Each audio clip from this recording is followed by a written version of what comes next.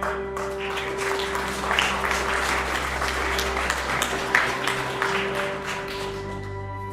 shall be as quick as I can. Something remarkable happened to me 7 weeks ago, I think. I resigned from the Conservative Party.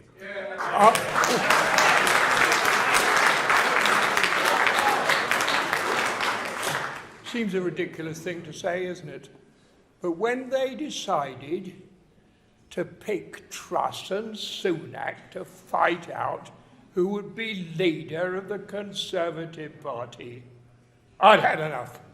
I didn't want to know any more. Sunak is a much brainier person than Truss, but even he didn't have the answers. I'm not saying I do, maybe quite a lot of you do. In her speech the other day, Truss talked about growth, growth, and growth. This idiotic woman seems to know nothing about inflation, nothing about the state of the economy generally, and the fact that those who have mortgages will be paying 6% or possibly more than that. And so we are going in for, I think, and I'm sorry to be so pessimistic, a very serious and heavy time. The political class in Britain today is concerned very largely with its own self-importance and obsessed with a catastrophic worldview of denying the masses their rightful expectations. This is nothing less than intellectual terrorism, a phrase we don't hear that often. We could be reminded of certain things, and we all recall Rotherham and Rochdale, what was done. The police turned their backs. Do you know why? It might bring about racism. The worst crime in human existence, racism. That is to say, putting your own country first and your own people first, as it should be. And the government did nothing, and these wretched people should have been expelled and 50% of their assets expropriated. That's what I say. Any government could do that and should do it. Unfortunately, this one wouldn't and won't. And just another happening that I find infuriating. You may be surprised to hear this. The Notting Hill Gate Carnival. Now, why do I mention this? The carnival can take place. We can't stop it. That's absolutely certain. But consider the crimes that are being committed every year, where people are required to leave their homes for this fatuous exhibition, with very large ladies with prominent frontispieces dotting round the place. I say it should be moved to a smaller place, like Greenwich Park or something like that. All right. We've talked about transgenderism. I won't go further on that. I would like to say how delighted I am that, what's her name? Yes, the Italian, Giorgia Meloni has won the Italian election. She's following in the footsteps of Arturo Michelini and Giorgio Almiranti of the Movimento Sociale Italiano, and they are following in the footsteps of someone who in peacetime, I don't say what happened after, but in peacetime was a great leader. I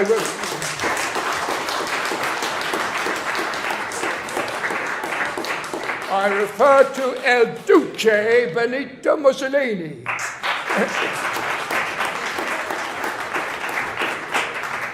Probably the finest speaker we've ever heard or seen, and a man the history of which I much admire.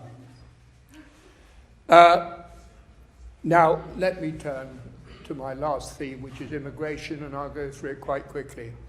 In 1971, in October, Edward Heath told the Conservative Party conference, I was there, I heard it, I jotted it all down. he said there will be no further large-scale immigration. That happened because Idi Amin had expelled 28,000 Ugandan nations to this country. I sympathize with them. Some of them had to come, no doubt. They had no reason to have to leave.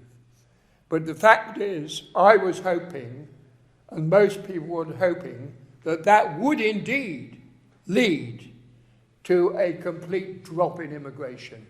It has not done so. Things have got worse exponentially year by year, to the point now where people in this country, so many people, have actually given up hope.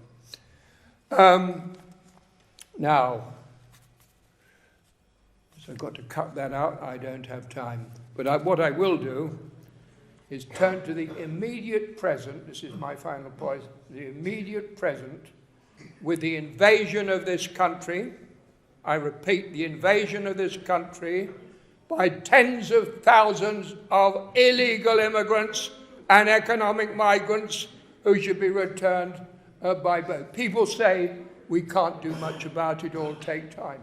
The new Home Secretary said just that in her speech. Did you hear it? No. Oh, she did. What an idiot that woman must be. No. Here's my solution. 5 points. The first is, abandon the European Convention on Human Rights immediately.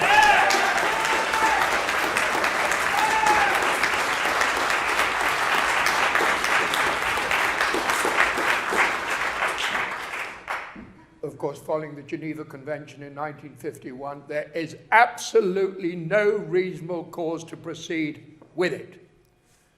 Secondly, immediately stop housing these people in hotels, some of them plush, even mansion houses, costing £5 million a day. Why should the taxpayer have to pay for that?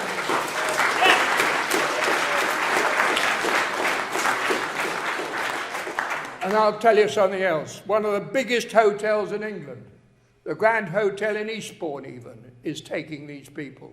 And there's a company called Serco on the move, which is seeking to buy up properties in order to put illegal immigrants in them. Right, 2 minutes more. When the dinghies approach, this is what's important, a boat should be there to intercept them. Those in it should be ordered to discontinue their journey and be required to embark on the boat with a due assistance 11 miles out, just within our territorial waters. They should be asked to go back, to return whence they came, to La Belle France, and not England. And if they don't, they will be forced to get on the boat, and I suggest 25 boats should be commandeered for the purpose, returned. We should then inform the French and Belgian ambassadors in London that we will no longer tolerate their supine inaction, that unless they smash the gangsters in their respective countries, these scandalous activities, and do so within 48 hours, for the time being, we will terminate diplomatic relations with them.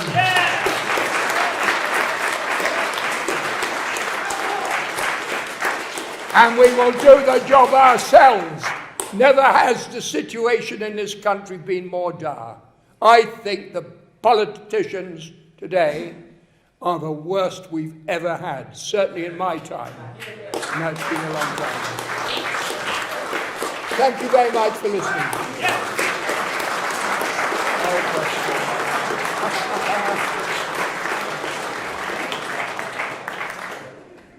Okay, so that should have set you up for a cup of tea or coffee.